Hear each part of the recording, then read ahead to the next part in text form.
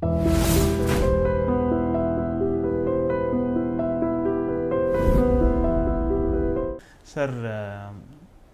నటునిగా మీది 5 దశాబ్దాల ప్రతిహత పై వెళ్ళిపోతాం. ప్రొడ్యూసర్గా కూడా మీరు గొప్ప సక్సెస్ పొందారు. కడప రెడ్డి నేను ఎందుకు తీశానంటే సినిమాలు అంటే ఒక 10 ఫ్యామిలీలు బతుకుతాయి మన కింద అని చెప్పి ఎలా వచ్చింది ఆలోచన? ముందు ప్రొడ్యూస్ చేయాలని ఎందుకు అనుకో? నేను పడే కష్టాలు చూశానండి. నేను పడే కష్టాలు చూసి అసలు మనం కూడా ఒక సినిమా తీస్తే ఒక 10 ఫ్యామిలీలు బతుకుతారు కదా. ఏ ఇయర్లో సార్ ఇది? ఏ ఇయర్ అంటే కడప రెడ్డమ్మ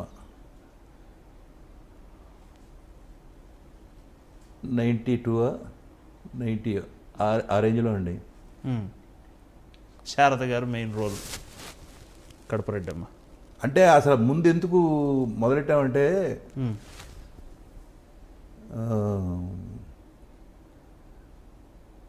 ఈ మన మలయాళం నుంచి ఒక సినిమా కొనుక్కొచ్చాడు. అంటే వాళ్ళు చెప్తే ఏడుస్తారు అనుకోండి కొంతమంది.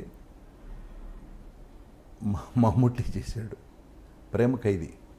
ఓకే, అది మా కథ అని చెప్పేసి రైటర్స్ అమ్మేసుకున్నారు.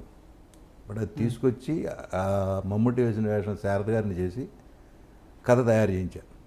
సినిమా ఎందుకు తీద్దామని ఆలోచిందంటే ఆ మేకప్ మెన్లు, కాస్ట్యూమర్స్ వాళ్ళంతా తీయండి సార్ ఓ సినిమా మేమంతా బతుకుతామని అంటే దానికోసం ఆయన మొదలెట్టాడు. బడ్జెట్లో తీద్దాం, చక్కటి బడ్జెట్ వేసి 1 మంత్లో సినిమా తీసేద్దాం. బిజినెస్ అయితే అవుతుంది, లేకపోతే రిలీజ్ చేద్దాం.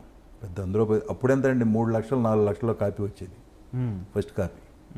దానికోసం ఆయన ప్రేమ ఖైదీ తీసుకుంటే ఆ ప్రేమ ఖైదీ ఆ రైటర్స్ వేరే వాళ్ళకి అమ్ముకున్నారు. అమ్ముకుని నాకు కడప రెడ్డమ్మ కథ ఇచ్చారు. సరే కడప రెడ్డమ్మ తీసా. కడప రెడ్డమ్మ తీస్తూ ఉండగా అప్పుడు భరద్వాజ డైరెక్టర్ని చేశాం. కడప రెడ్డమ్మ జరుగుతూ ఉండగానే జగన్నాటకం మొదలెట్టాం. ఈ సినిమా సగం 3/4 ఏదలకి. భరద్వాజకి కోపం వచ్చింది. నేనుండగా నువ్వు 2వ సినిమా ఇంకోళ్ళకి ఇస్తావా నాకు ఇవ్వకుండానని అతనికి కోపం. సరే ఇంటర్నల్ పాలిటిక్స్ చాలా ఉన్నాయి, అన్నీ చెప్తే బాగాది వాళ్ళ. సరే వెంటనే మోహన్ గాంధీతో జగన్నాటకం మొదలెట్టాం. అది 3/4 ఏదలకి ముత్యాల సుబ్బయ్యని పిలిచా. ఎస్పి బాలసుబ్రహ్మణ్యం గారు హీరోగా పెళ్ళంటే నూరేళ్ళ పంట మొదలెట్టారు. అంత ఇతనికి కోపం వచ్చింది. సో నేను చూసా ఈ సినిమాలో ఫస్ట్ బాలకృష్ణతో ఒక సినిమా మొదలెట్టామండి. ఒక 4 పార్ట్నర్స్, కలియుగ కృష్ణుడు అని ఆ సినిమా తీసాం. దానిలో ఒక 7 లక్షలు మిగిలింది, తలా 2 లక్షలు మిగిలింది ఆ రోజుల్లో. అక్కడి నుంచి ఒక 10 ఫ్యామిలీలు బతుకుతాయి కదా మనం సినిమా తీస్తే అనేది పడిపోయింది మైండ్లో.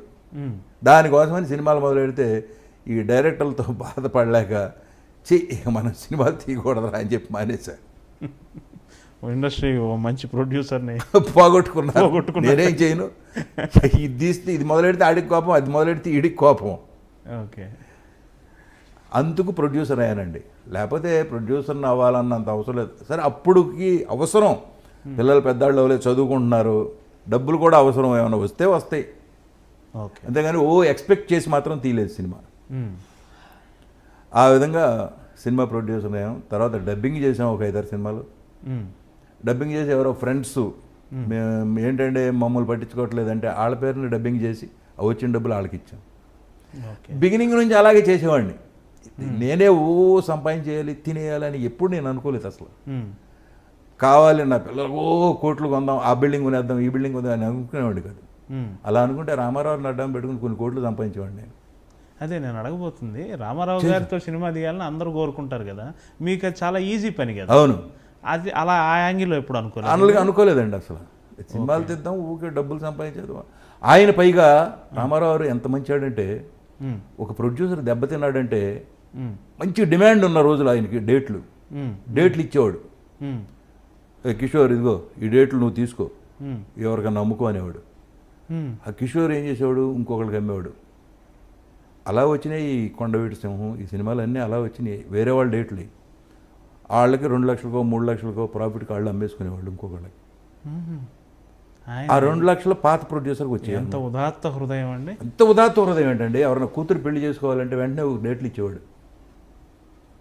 ఆ డేట్లు అమ్ముకుని దాంతో ఆ కూతురు పెళ్లి, ఆ డబ్బులు ఇస్తారో ఇవ్వరో అని ఆ డబ్బులు ఇచ్చేదాకా అతనే వచ్చి షూటింగ్కి తీసుకెళ్ళేవాడు. ఆ ప్రొడ్యూసరు కారులో రావాలి, ఆయన రూల్ పెట్టాడు అనమాట.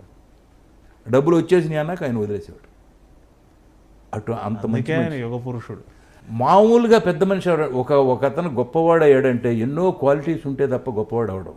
మిగిలిన వాళ్ళంతా అక్కడే ఉంటారు లోకంలో, ఇంతకన్నా పెరగరు. బట్ ఆయన అంత పెరిగాడంటే కారణం ఏంటంటే అన్ని గొప్ప క్వాలిటీస్ ఉండబట్టి.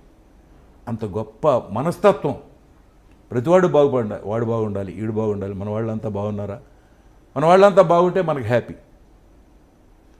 ఆయన పద్ధతి అదనమాట. మన చుట్టూ ఉన్న వాళ్ళంతా బాగుంటే మనం హ్యాపీ. ఆ మనస్తత్వం ఉన్న వాళ్ళంతా బాగుపడతారు. ఇవాళ ఎవరికి ఉందో చెప్పండి? ఎవడికాడు నా స్వార్థం తప్ప, ఇంకో 2 గేట్లు కట్టించాను, ఇంకో 2 మేడలు కొన్నాను అనేవాడే తప్ప పక్కాడు బాగుపడాలి అనుకునేవాడే లేడు. వీళ్ళంతా మారిన రోజుని మళ్ళీ స్వర్ణయుగం స్టార్ట్ అవుతుంది. ఆయన దర్శకత్వం వహించే సినిమాల్లో కూడా మీకు ప్రత్యేకంగా పాత్రలు ఉండేవి కదా? అవునండి. చాణక్య, చంద్రగుప్త, అన్నిట్లో. చాణక్య, చంద్రగుప్త చూసి ఉంటారు. 3 మహానుభావుల మధ్య నేను నటించాను. అవును. సత్యనారాయణకి అసిస్టెంటు, రామారావు, శివాజీ గణేష్ను, వీళ్ళందరి మధ్య కిరణ్ నాగేశ్వరరావు, వీళ్ళందరి మధ్య చేయటం అంటే మామూలు విషయం కాదండి. ఏదో పూర్వజన్మలో చేసుకున్న పుణ్యం వల్ల వచ్చినాయి ఆ వేషాలు. అంటే ఆ క్యారెక్టర్ ఫిట్నెస్లు ఉండేయండి ఏ వేషం వేసినా. ఇప్పుడు రామారావు రావణాసుడు వేస్తే నేను ఇంద్రజిత్తు వేశానంటే మరి ఆ పోటాపోటీ ఉండేది కదా. ఆ పోటాపోటీ ఇవాళ లేదు. ఇంద్రజిత్తు వేయడానికి మనుషులు లేరు ఇవాళ, ఆర్టిస్టులు రావట్లేదు. For more videos, please subscribe to iDream. Hi, this is Sai Kripa, strength coach. For more videos, please subscribe to iDream. And more videos, please subscribe to iDream Media. Hi, I'm Sirisha Reddy, fashion designer. Please subscribe to iDream Media. For more videos, please subscribe iDream Media. Please do subscribe to iDream. Hello అందరికీ నమస్కారం, నేను మీ Getup Srinu. Please subscribe to iDream Media. iDream అంటే నా కళల channel subscribe చేసుకున్న నోరు తిరుగుతలేదు, మీరైతే గంట గుర్తు కొట్టండి.